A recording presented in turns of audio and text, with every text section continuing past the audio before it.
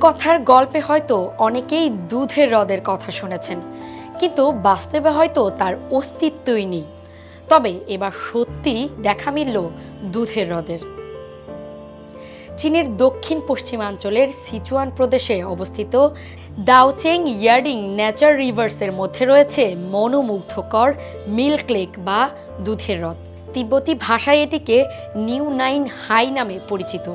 সমুদ্রপৃষ্ঠ থেকে প্রায় 4500 মিটার উচ্চতায় অবস্থিত এই হ্রদটি বরফ গলে তৈরি হয়েছে, যার পানি নীল সবুজ রঙের এবং প্রান্তে সাদা খনিজ স্তর জমে থাকার কারণে এটি দুধের মতো সাদা দেখায়।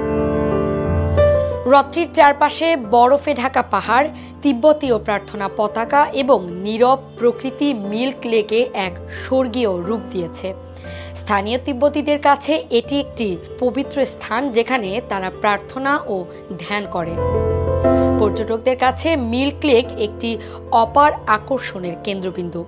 তবে এর উচ্চতা ও কঠিন যাত্রাপথের কারণে ভ্রমণকারীদের শারীরিক প্রস্তুতি ও পরিবেশ সংরক্ষণের দিকেও সতর্ক থাকা প্রয়োজন। মিল্ক লেক চীনের প্রাকৃতিক সৌন্দর্যের এক অপরূপ নিদর্শন, যেখানে নীল জল, তুষারাচ্ছন্ন পাহাড় ও নীরবতার মেলবন্ধন প্রকৃতির অনন্য উদাহরণ সৃষ্টি করেছে।